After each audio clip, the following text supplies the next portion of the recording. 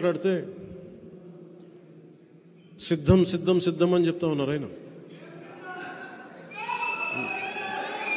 ఇది నేను మొన్న రెండు సందర్భాలు చెప్పి ముగిస్తాను. ఒకటి, సిద్ధం సిద్ధం అని చెప్పి ఊరంతా రాష్ట్రం అంతా పోస్టర్లు. దేనికి సిద్ధం? సిపిఎస్ దేనికి? ఇందాక బాలశౌరి గారు మాట్లాడుతూ ఉంటే నేను అబద్ధమే చెప్పనన్నారు ఆయన. చెప్పేది అబద్ధాలైనా అంటే నేను రాగానే సిపిఎస్ రద్దు చేస్తానని చెప్పాడు.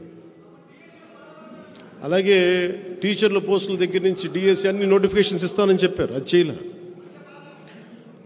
అలాగే మద్యపానాన్ని నిషేధిస్తామని చెప్పారు ఆయన. అవన్నీ మర్చిపోయాను కన్వీనియంట్గా. ఇలా చెప్పుకుంటూ వెళ్తే అంతు లేదు అబద్ధాల లిస్టుకి. జగన్ గారు మీరు బాధపడకండి, మేము వస్తున్నాం, ఎన్నికల రంగంలోకి అడుగు పెడుతున్నాం. మేము మౌనంగా ఉన్నామని చెప్పి ఏం ఆలోచించట్లేదు అనుకోకండి, వస్తాం, ఎన్నికల రంగంలోకి వస్తున్నాం. ప్రతిరోజు సభ పెడతాం, మిమ్మల్ని ఎండగడతాం. మాటకి మాట కాదు, పాకిస్తాం మాటలతోటి. మాటలు కత్తుల్లా వస్తాయి, మీకు ఇబ్బంది పెడతాయి. భయపడకండి మీరేమి. మీరు లక్షల మందితో సభలు పెట్టుకోండి, స్కూల్ పిల్లలకి ఇంటర్మీడియట్ ఎగ్జామ్స్ రద్దు చేసి మరి మీరు సభలు నడుపుకోండి. అన్నిటికీ బదులు చెల్లించాల్సిన సమయం వస్తుంది ప్రతిదీ. నేను చాలా అత్యంత అరుదుగా కానీ నిర్ణయించుకోండి. ఒక నిర్ణయం తీసుకునేటప్పుడు చావో రేవోను పెట్టి నిర్ణయం తీసుకుంటాను. 2014లో పార్టీ పెట్టేటప్పుడు ఈరోజు ఉంటే ఉంటాం, పోతే పోతాం, కానీ ఒక సత్యాన్ని ఆవిష్కరింపజేసి చచ్చిపోవాలని నిర్ణయించుకున్నాను.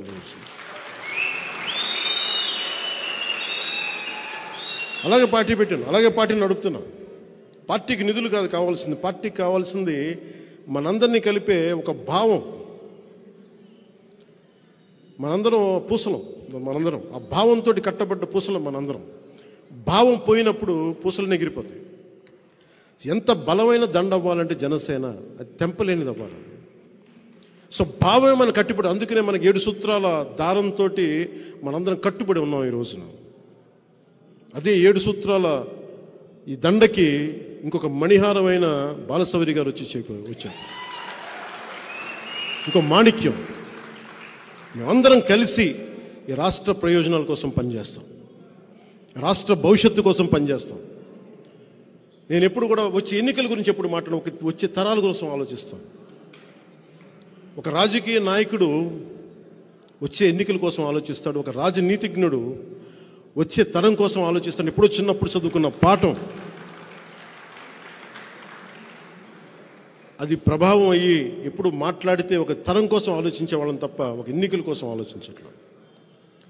మొట్టమొదటిసారిగా 2014 నుంచి 2019 వరకు ఎప్పుడు కూడా నేను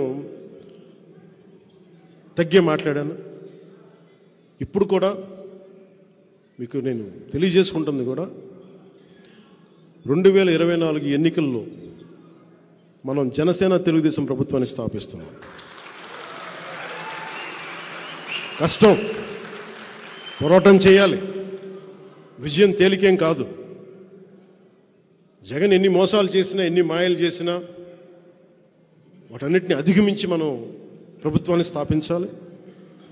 ఈ అలయన్స్లో కొంచెం కష్టంగా ఉంటుంది. సిపిఐ, సిపిఎం, బిఎస్పి లాంటి పార్టీలతోటే సీట్లు సర్దుబాటు జరిగినప్పుడు చాలా కష్టంగా ఉంటుంది వాళ్ళతోటి కూడా. అలాంటిది వెంటనే ఇంకా సీట్లు నిర్ణయించలేదు. ఏదంటే ఏమేసినా జనసేన చాలా బలమైన పాదముద్ర వేస్తుంది అసెంబ్లీలో. దాంట్లో భాగంగానే ప్రతి సీటు కూడా గెలిచే సీట్ అవ్వాలి. ఎంతని కాదు, ఎన్నని కాదు, గెలిచేది ప్రతిదీ కూడా తక్కువలో తక్కువ 98% స్ట్రైకింగ్ రేట్ ఉండాలి. దాంట్లో దిశగా కసరత్తు చేస్తూ ఉన్నాం. అందుకని మీ అందరి ఆశీస్సులు కావాలి, మీ అందరి అభిమానం కావాలి.